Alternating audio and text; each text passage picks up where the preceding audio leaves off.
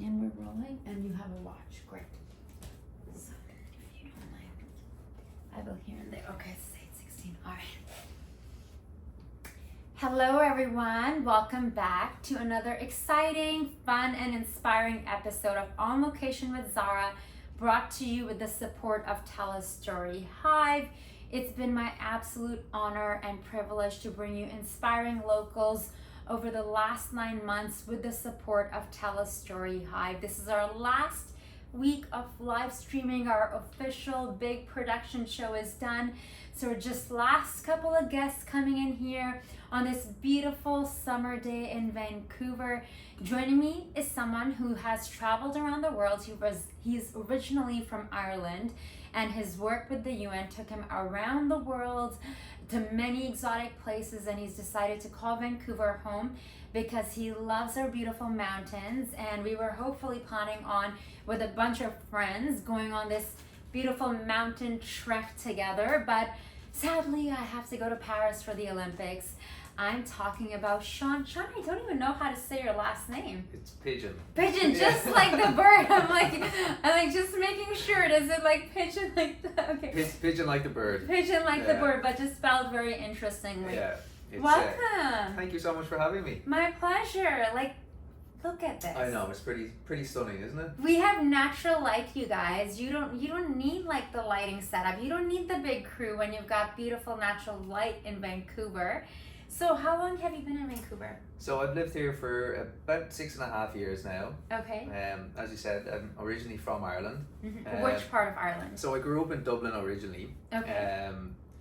I lived there into my late 20s, Mm-hmm. and then, as you rightly said, I had gone on a couple of different trips with the UN that brought me over to the Middle East. And then after my time there, I decided that I would do a world travel for about a year or so. So that brought me to lots of different countries over in Asia and throughout Europe as well.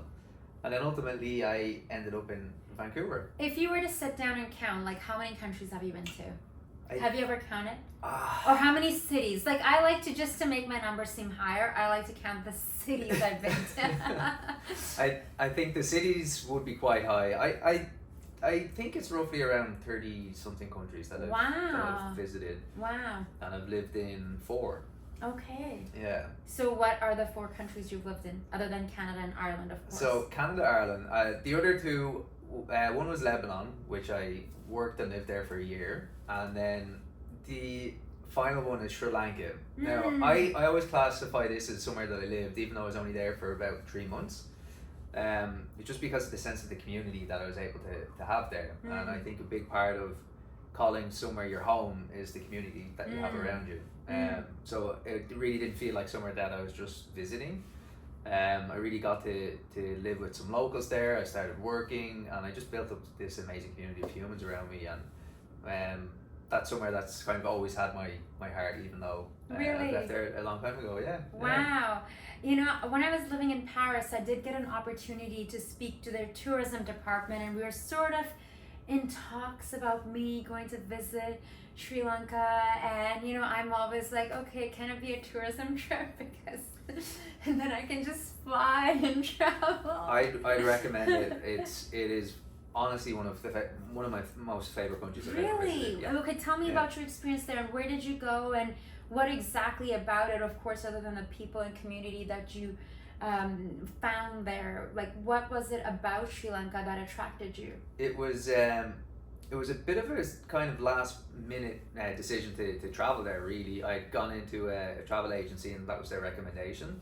So I didn't know much about it until I arrived in the country, and they've quite a unique history. They've kind of come out of a time of turbulence. So there's only relative peace there, I think, since 2015. I might be wrong on the dates, but no, it would have been much sooner than that, like maybe 2008 or something like that. I think that's also why, when the tourism department was coming to Paris and really trying to promote more tourism and to talk about that, okay, it's safe to travel to our country, and sorry to interject, but what was your reason? I'm sure there was some reason that the travel agent was like, well, you should go to Sri Lanka. Did you go in with like, I'm wanting this, this, and this? and then they presented Sri Lanka to you. It was Sri Lanka's known for their surfing. They've got some world class waves in a place called Aragon Bay. So that was one of the places that I'd gone and visited. There was lots of different areas around the south as well. They had lots of beautiful beaches. It was actually though it was an island that got really affected by the tsunami. So that was a challenge for their country as well. So it was interesting to see how they had rebuilt everything, and just the communities around there were just full of such kind of a vibrancy.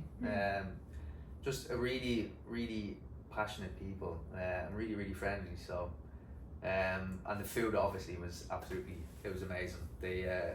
They have some pretty spicy curries. Oh yeah, and I'm sure lots of fresh fruit. Yeah. Lots of fresh. I remember going to Bali, and it's like I've been to Bali twice, and one time more in the village, like close to Mount Agung, and it's 2 hours from Ubud, and that was for my yoga teacher training. And I was there for 2 months, and eating fresh fruit like pineapple that they've just taken, mangoes, and you're like, man, there is nothing like something that is grown right here. Oh yeah. You know, you're just like eating from the land. Like that's truly amazing.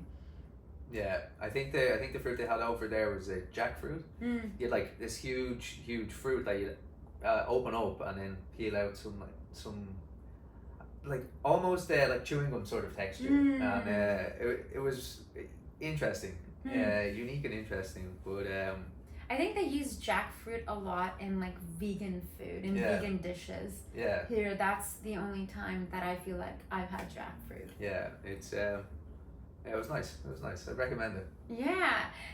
Tell us about some other countries you've been to. I'm always fond of like hearing people's travel stories and the experiences that they've had, and you know, what left an impact on them. Like, is there a place that you would love to go back and experience again?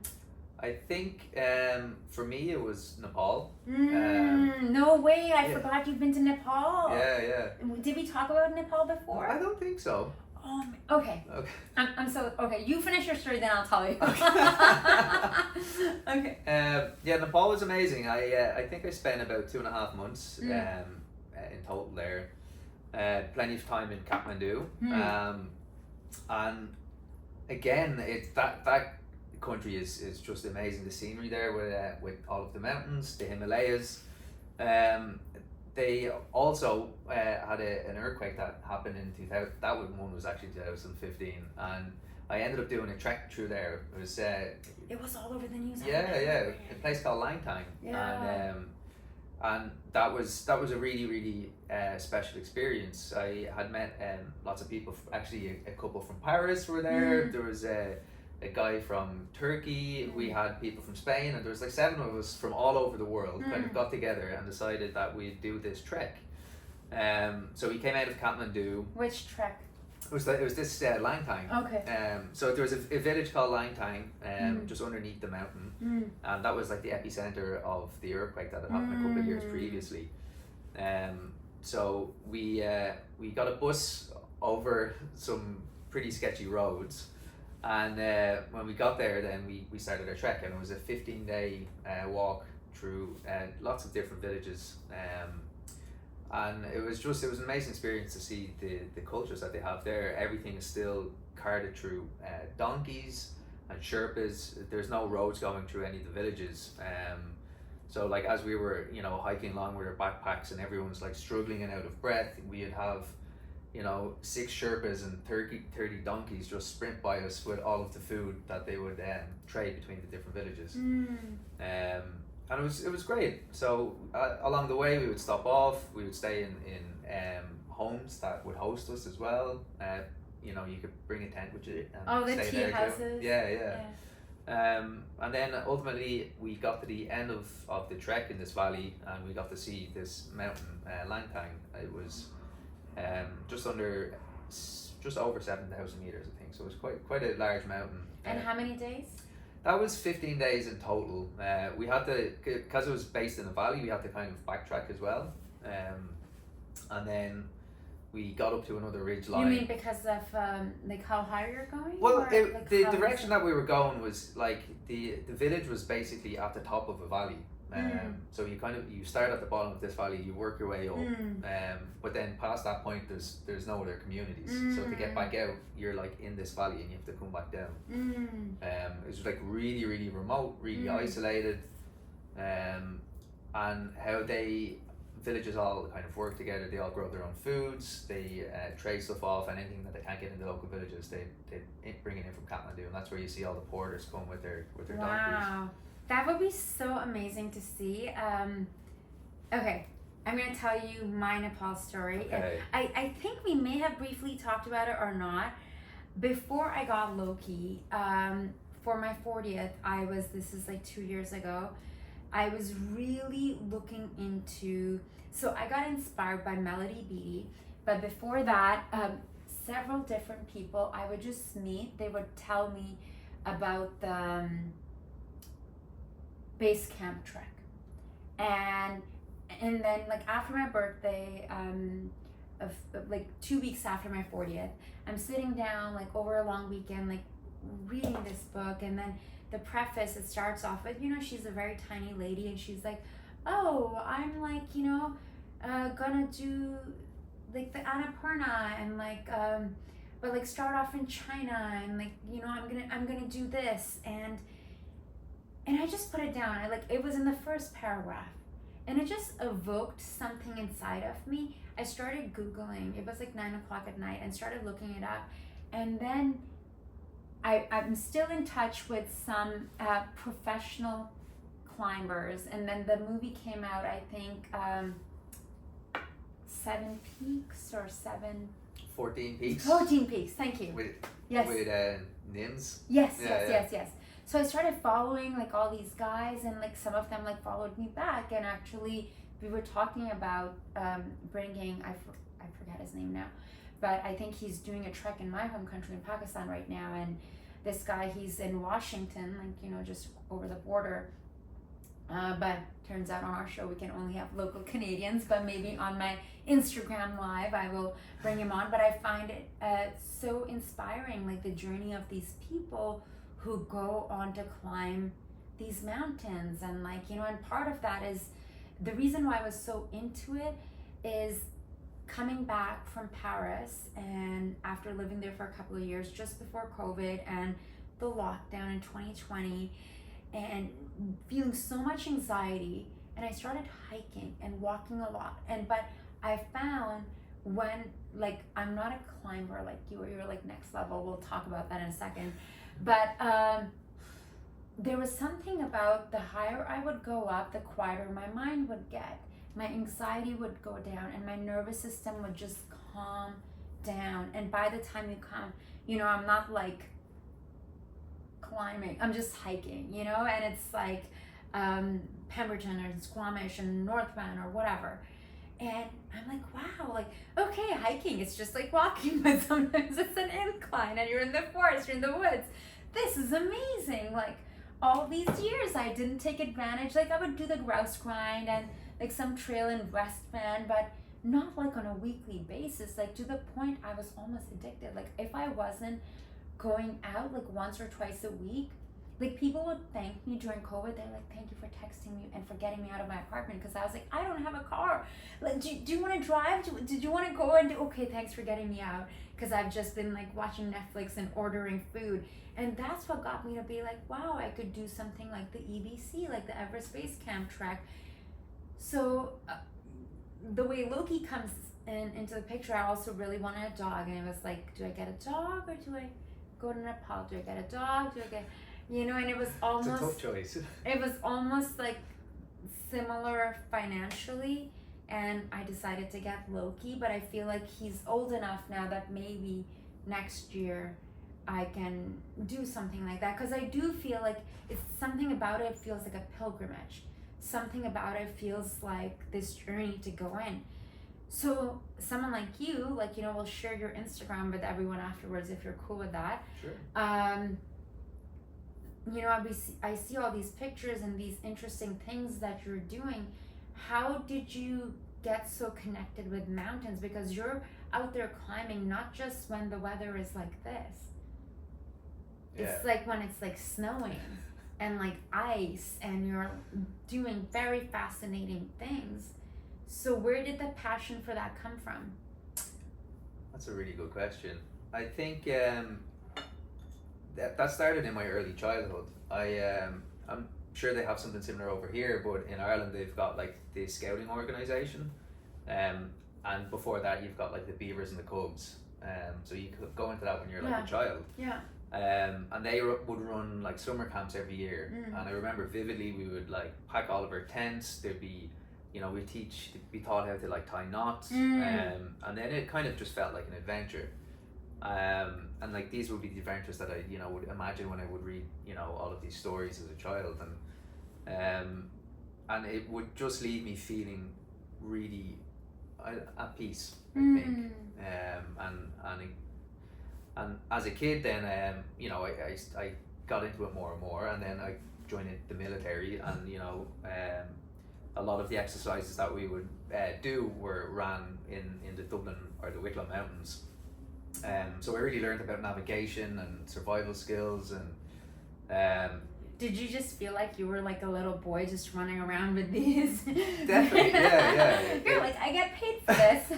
It was great. Like there were some of the best memories that I had was having the friends that I trained with go out in these mountains, and we'd spend a lot of time out there in really adverse conditions. It was if it was raining, if it was snowing, if it was freezing conditions, we would be out there training in it. And if I'm honest, I loved it.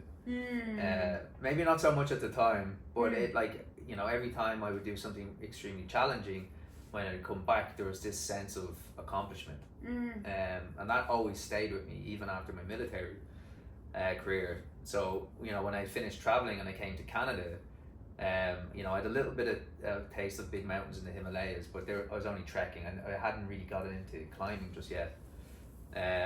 So when I landed here, I would seen these mountains, and they're beautiful. So I got introduced to the outdoor community with a friend of mine, Marie, who's an avid outdoors woman. She's amazing. So I went on a couple of hikes, and then those hikes started turning in a little bit more into mountaineering objectives. And at the time, I wasn't very good at it. So I went out on one of these climbs, and I bought a helmet and a harness, and we went up on this ridge line, and we were supposed to rope up. And at that moment I kind of knew I was a little bit out of my depth. So I decided to take the safe option, and I didn't summit. I wasn't going to find out if I could and rock you didn't climb. oh summit okay. Yeah. So it was getting to a point where it was a little bit outside of my skill zone, my skill set. So and where was this? It's honestly not a big objective. Yeah. I think anyone that knows the outdoor community here will know it was Sky Pilot. It's like entry level. This is a taster into kind of what mountaineering is. And there's this pink slab that everyone talks about being pretty sketchy, and that was the moment when I was like, no, not for me. But after that experience, I came down and I went straight into the climbing gym, and I joined it. And then I was like, I'm not going to have that happen again. So I got into it that way, and I didn't know anyone really that rock climb, but I would just like turn up on my own for 6 months, and I'd do the auto belay. But eventually I got talking to people from the gym. I bumped into some friends of mine that I knew from different hikes and stuff, and we basically formed a bit of a group together, and we started climbing. And that's really changed what Canada means to me. It's given me community. It's given me a sense of accomplishment every time I go out and go on these adventures. It really brings a lot of meaning and purpose to my life. And I'm really, really grateful that I'm here and I'm able to do it. And really cool photos and videos, and like people messaging you and being like, is that for real? Are you actually doing that right now? I think last time you posted something, I'm not sure if that person was like walking on a rope or like something. The highlining. Okay, yes. What is that? So if you haven't seen highlining, I would suggest you do a Google search or check out some of the really, really top people on it, because it's incredible. So highlining, it's starting to have a bit of a movement out in Squamish right now. I have a friend of mine that him and his community of people are setting up different lines. Basically, I think 3 years ago there might have been one high line, and a high line is basically like a slack line, except it's a lot skinnier and it's much greater. So one of the smaller high lines that they have would be a 75-meter line, and it would be from a valley point to a valley point, and then underneath it would be 80 feet or 100 feet.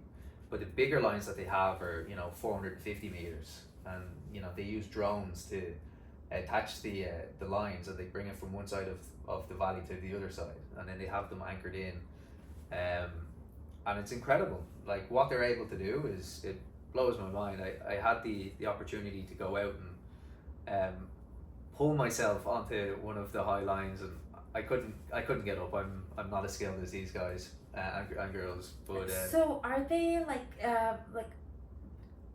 do they have something connected? Like what if something happens? Like so they're pretty rigorous with how they set up their systems.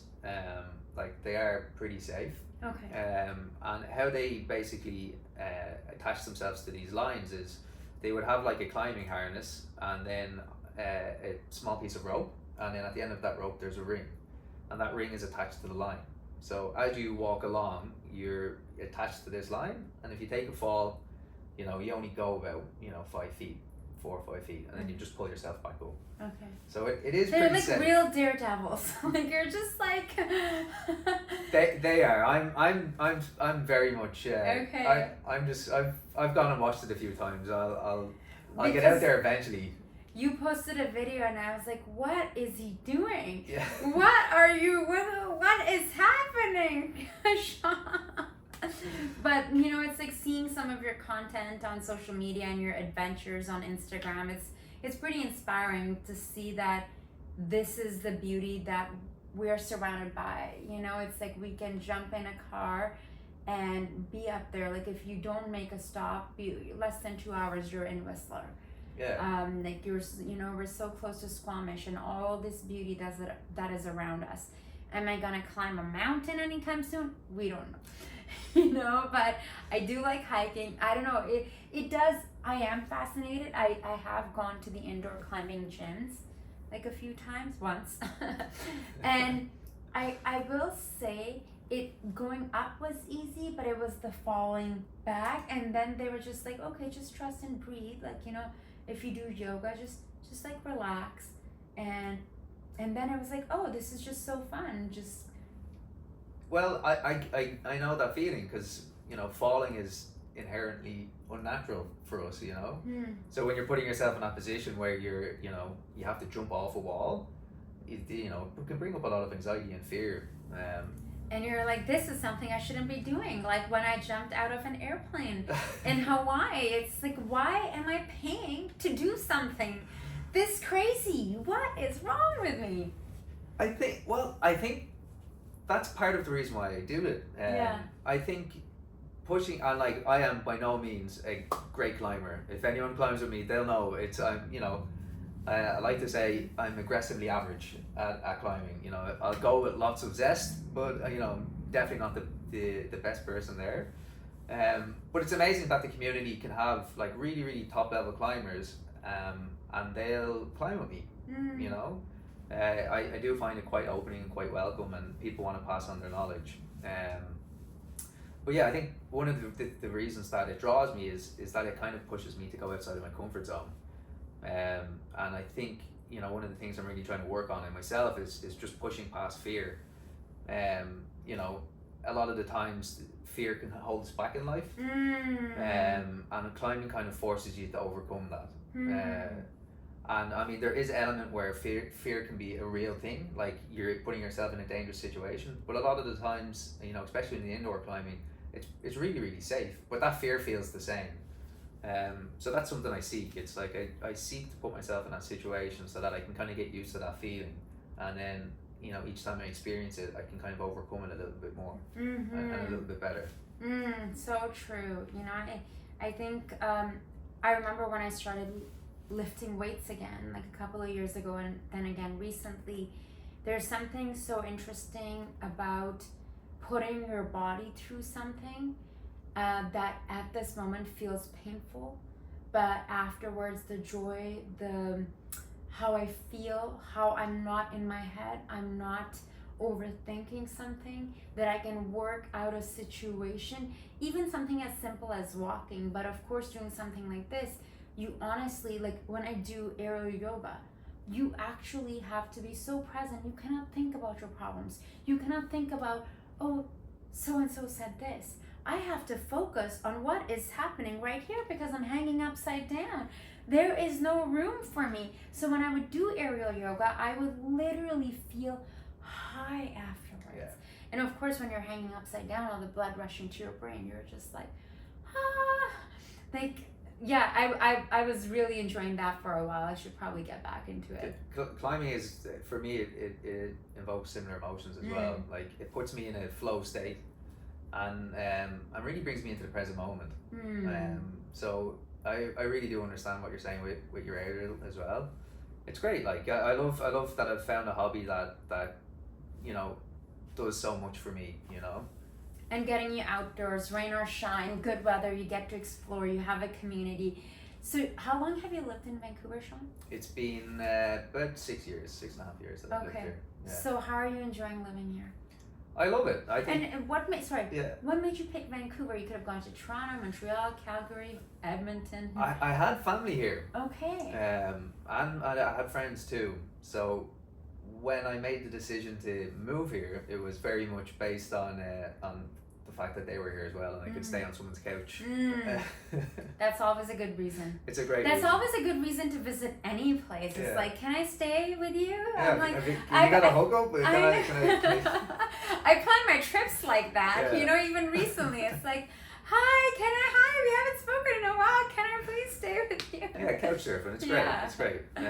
But yeah, so I made the decision to. It was only going to be for a year or two, and then COVID kind of happened, so that locked everything down. So over that time, Ireland had a really, really bad lockdown.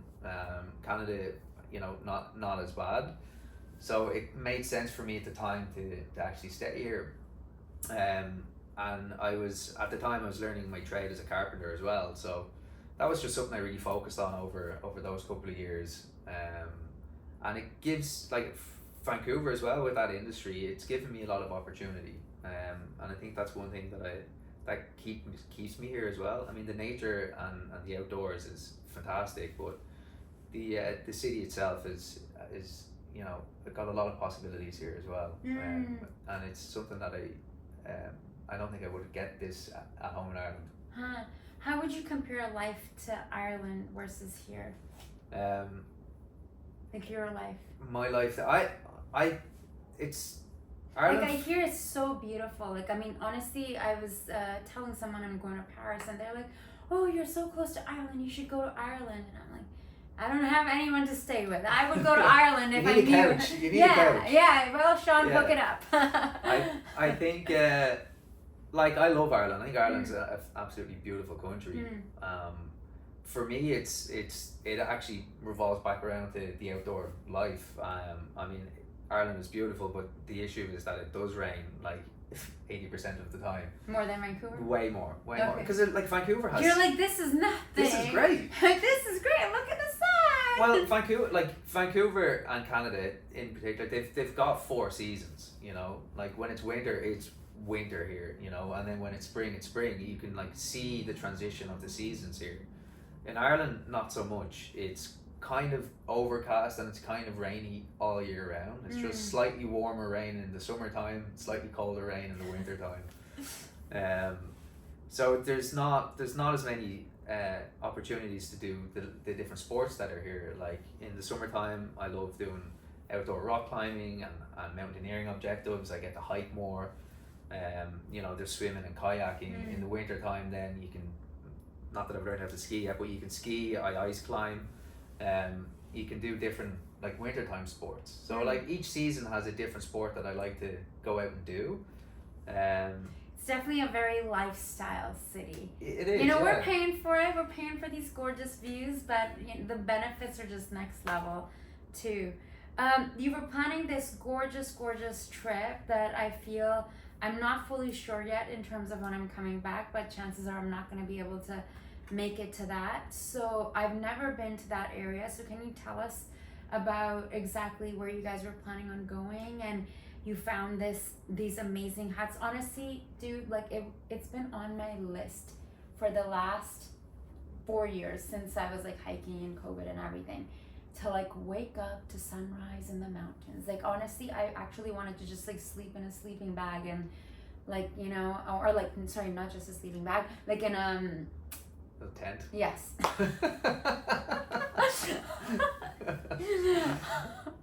One of those things.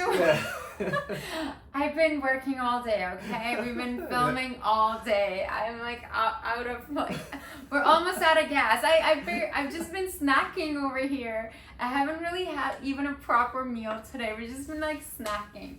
End of the day, it's almost end is near.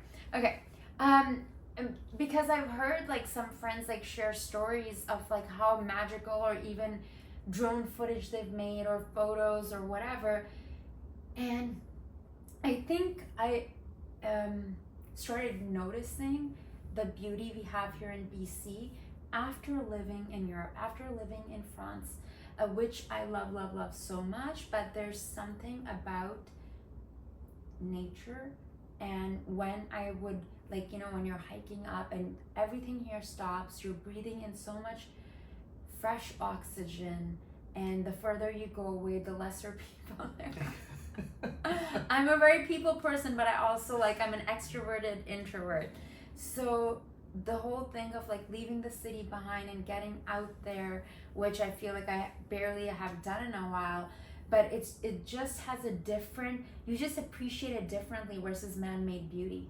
You know, I love museums and gorgeous architecture, but when you're, you know this because I know you're there, rain or shine, whatever weather.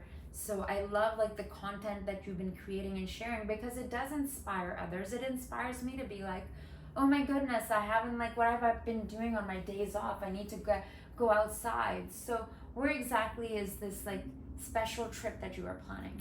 Well, I'm a member of a really good organisation called the BCMC.